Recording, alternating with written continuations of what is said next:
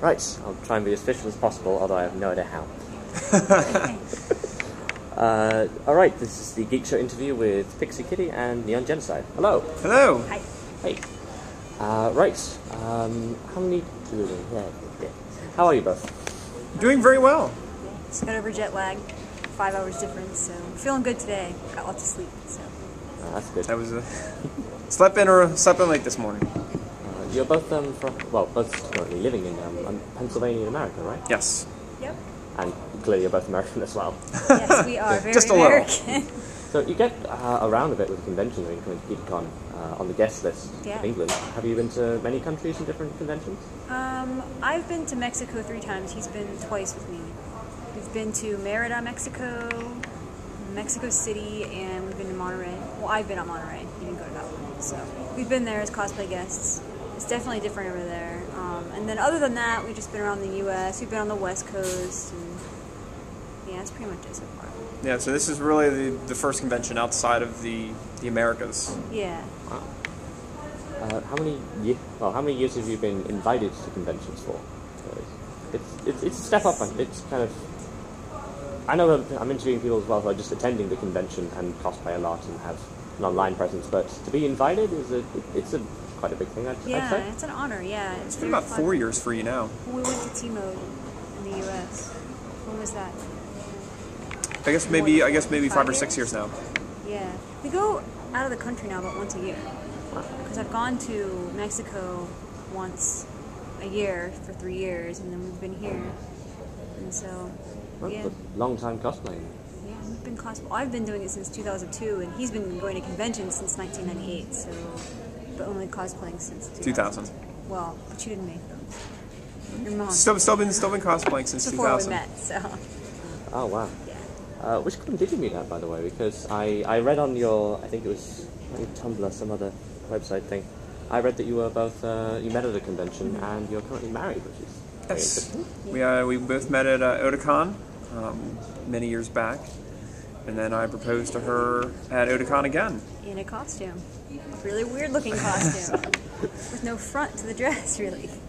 I think that's about as against geek stereotype as you can get, really. It is, Two yeah. cosplays having a proposal. And then it's wonderful whenever he's proposing, and I don't know what he's doing. I think he's just posing, and I'm like, I'm trying to pose, and there's like people around taking pictures, and then I start crying, you know. It's like, we can't find a single picture of it. It's very weird of him proposing, but I know people are around taking pictures, so it's kind of weird.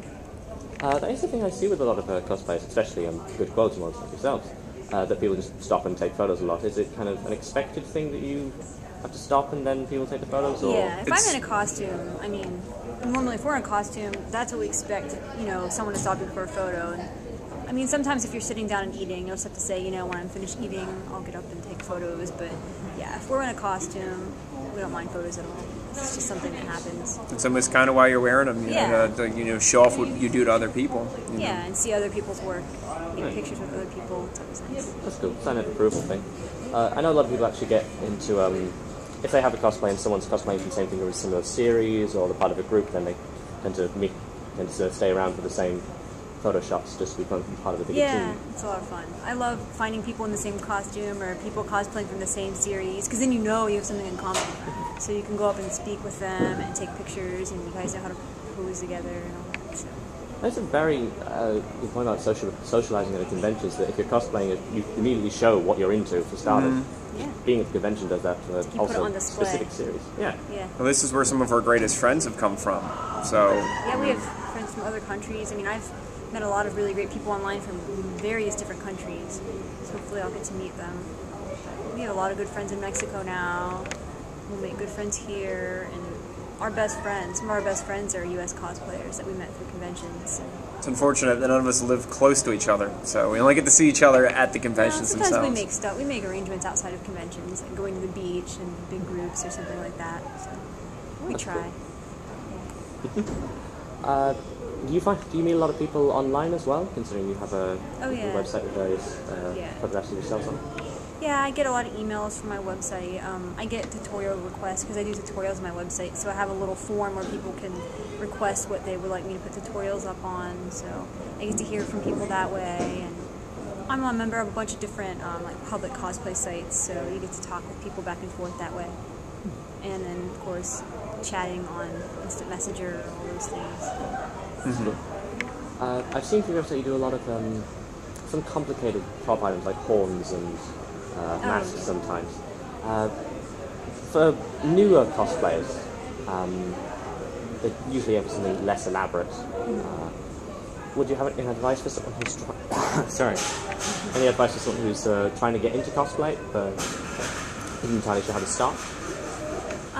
I think it's really important if you pick a costume that you feel pretty comfortable with starting with. But I mean, I started off with Sorceress Zendaya from Final Fantasy VIII, which is really complicated. With Cypher from Final Fantasy VIII. I mean, it's all about if you want to just be patient with yourself and learn and realize that when you're learning, if you do start with a more complicated thing, that it may cost you a lot of money because you might mess up and you have to kind of do a lot of trial and error to learn.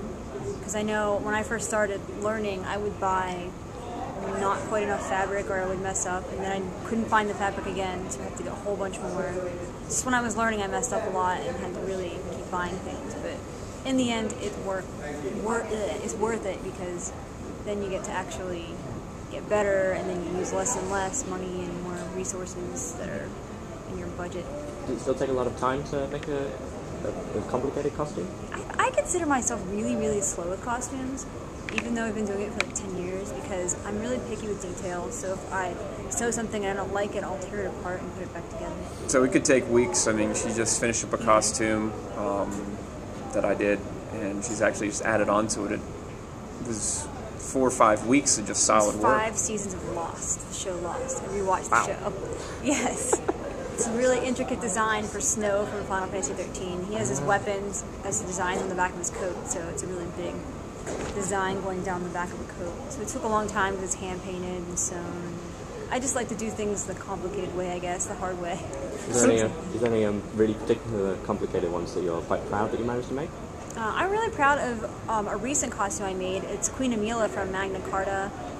It's a Korean game, well, based in Korea, but it came, I don't know if it came to the UK. Probably. It did, but not in a big way. It was a very small release in America, too. Yeah. So. But it's an artist that does amazingly complicated art, and it's a costume that has like a mask over one side, and there's kind of like a scale-looking painting on the sleeves, and they flower out, and I think that was probably the hardest garment I've actually made and sewn, just because of the way it fits. And then I'm also really proud of my X-Mode Ultimate Sia from Final Fantasy Dissidia, because it's like a giant mask, like a Black Panther mask with all these things coming off, and I have like extra arms. And wow. It was my first time doing anything like that, kind of like mascot, looks like taxidermy type thing. So be prepared for messy houses if you do something like that. I'm still picking out green foam from the carpet.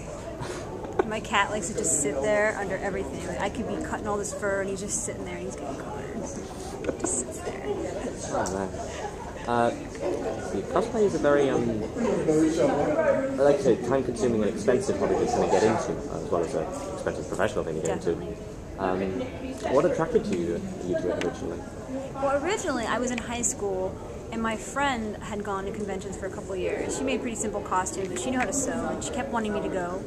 So I wore one of her costumes, and I really just thought it was so much fun to be a character that you admire for a day and just to get photos and meet people. So I really like showing my creativity because I don't have a creative job. I work in a hospital, so it's a good way to get away from life.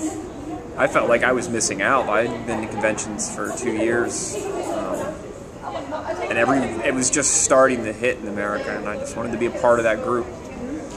So that's where I started getting into it. Just threw it full force, and then I met her, and now I'm just the model for the costumes that she creates. That's not true. He actually makes a lot of prop type things. Like I have a costume called Poco, and it's Shuni Yamashita. It's from an art book. A very talented artist that creates a lot of characters. He actually does it's like a really popular design for Asuka and Rei. It's kind of like short little dresses. Anyways, it's a lot of skimpy stuff.